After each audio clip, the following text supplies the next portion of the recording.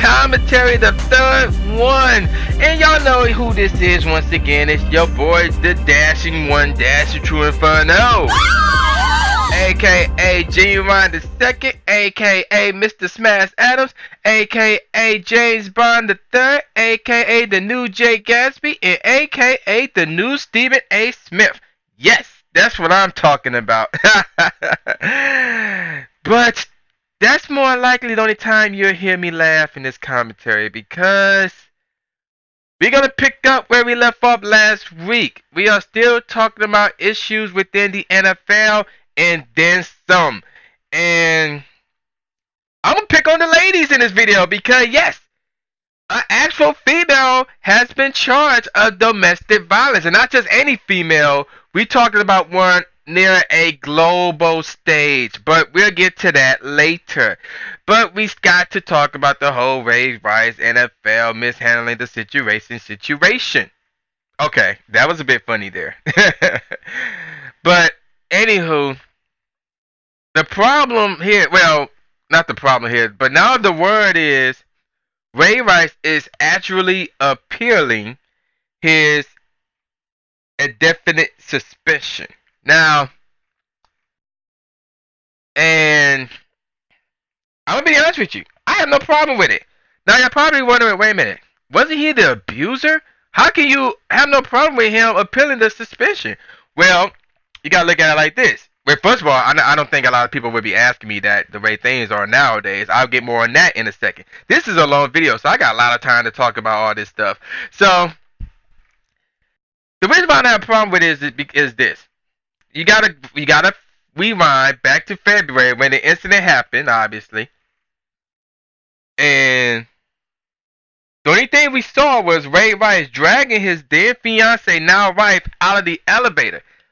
And you can make a case for, we don't know what happened. He could have pushed her, and she could have, because there was railings inside the elevator.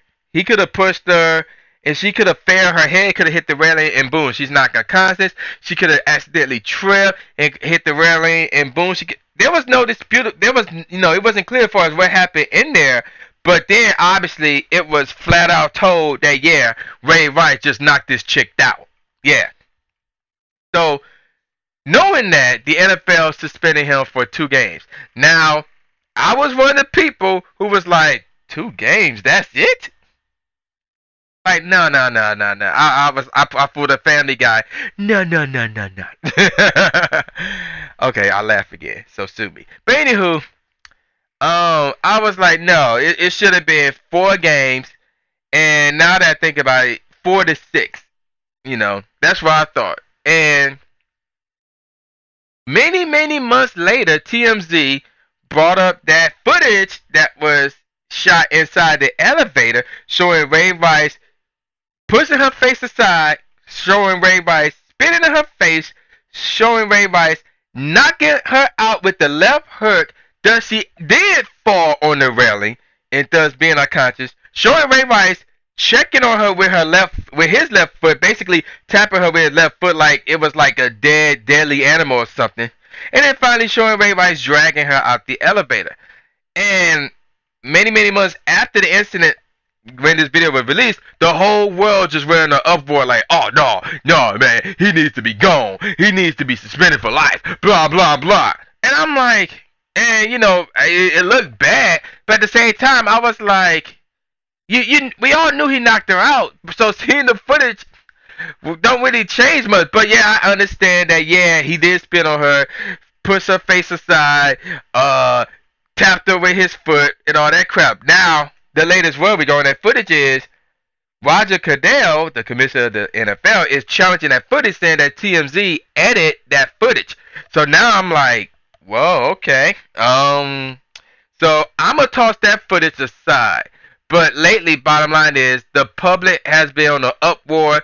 The NOW Foundation, the National Organization for Women Foundation, has been up on Roger Goodell's basically neck, saying, yeah, you should fire yourself and all this crap. And for the record, Roger Goodell did announce that he's too busy to handle this and the Adrian Peterson thing and other stuff for him to even think about resigning. And we already know that the owners support him. So they're not going to fire him. So he's not going anywhere. Let's get that out the way.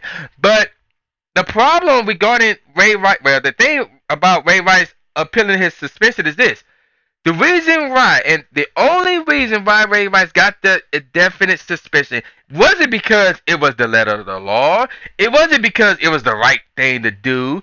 It wasn't because it fit the crime. No, none of that nonsense.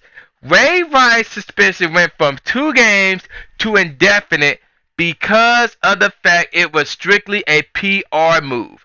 The NFL did that to please the people, to make the Now Foundation happy, to shut everybody up from getting down Roger Goodell's neck, basically. That's all it was. That was the only reason why Ray Rice got the indefinite suspension. Again, it was not because it was the right thing to do, or he deserved it, or it was the letter of the law, or it fit the crime. None of that. It was because the NFL retaliated to what the people were saying about them, so the NFL was like, okay, just to shut you guys up, we're going to suspend him indefinitely. And Ray Rice's like, no, screw that noise. I'm appealing this. Now, here's where, even though I agree that Ray Rice should appeal, but here's where I'm torn with this, with what he wants to accomplish. If you want to appeal the indefinite suspension, it cut it down to 6 games. Because remember, after he was originally suspended for 2 games, the NFL released their domestic violence policy where if you committed domestic violence, that's 6 games. So basically, yeah, that's 6 games. The second time is a lifetime ban. So if Ray Rice wants that suspension to go from suspended indefinite to suspended for 6 games, I have no problem with it. Not only do I have no problem with it, but I support it. Because it does fit the letter of the law, and it makes sense. And he's serving his time. Because don't forget, the victim was fiance, now wife. And as I told you from last week, basically, she want everybody to leave her and her family alone. And she don't want to relive what happened in February. And she don't want people to constantly talk about the whole Ray Rice incident. And she's the victim. So we all have to respect her wishes, since she is the victim. And I mean, you could say you have to respect it or not, especially if you was a victim yourself. I can understand that. But for those of us who are not victims of domestic violence, you have to respect the wishes of the victim. So, again, 6 games would be just fine. Now, if Ray Rice wants to appeal the suspension and make it go from suspended indefinitely to 2 games, and keep in mind, the NFL just got done with week 3 of their season and going on week 4, then I'm like, no. Again, no. No, that shouldn't happen. That means you can sign with any team you want and boom, you're playing immediately. No, screw that noise. No, it have to be 6 games, bro. I don't know what his intentions are for appealing the suspension. He has the right to appeal the suspension. Now, as far as him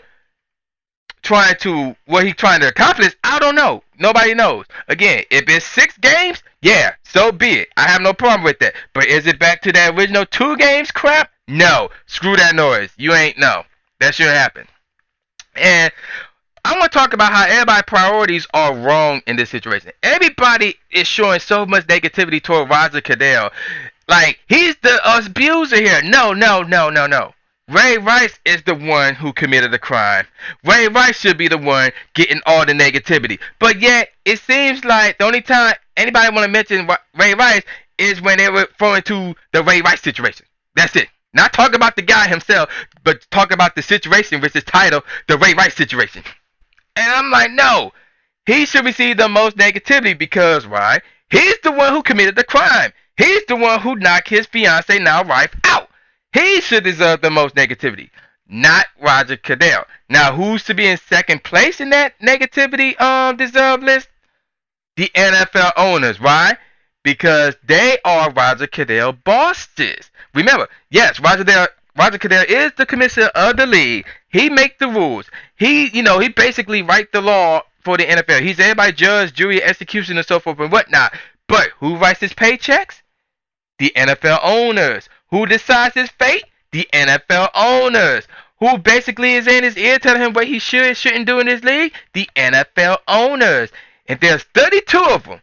One owner for each NFL team. And speaking of an NFL team, one of the owners happens to be the owner of, you guessed it, the Baltimore Ravens, which happens to be the team that Ray Rice used to play for. So if anybody deserves the second most negativity of the Ray Rice situation, it's the NFL owners, or specifically the owner of the Baltimore Ravens. Then at third, you can look at Roger Goodell. So, again, people, get your minds right, get your priorities right. Now, the latest quote-unquote domestic violence issue doesn't involve the NFL, doesn't involve men. It doesn't involve men, believe it or not. It actually involves women and a kid. And I'm talking about Hope Solo. Now, for those of you who don't know who Hope Solo is a big soccer star to the point where she's representing the United States of America in their women's soccer team. Yeah, that Hope Solo. So the news report is this. She basically beat the living crap out of her 17-year-old nephew. Now, y'all probably heard me say a kid, but y'all probably say, wait, 17? He's close to 18. He ain't no kid. Well, I'm going to go by the technicality and by saying that, yeah, he still is a kid. He ain't grown. Yeah, he's a teenager, but he ain't grown. He ain't an adult, so technically he's still a kid, believe it or not. So basically, she whipped him up to the point where his mom had to step in and try to protect him, who is her half-sister, and she then whooped her up.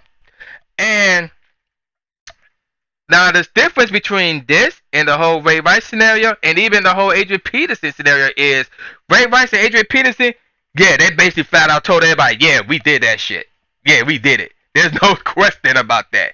Here, Hope Solo's like, no, I ain't doing none of that. I'm guilty. Not guilty. I'm innocent. I'm not guilty. So now it's like, okay, we can't necessarily say she belonged on the same stage as Ray Rice and Adrian Peterson.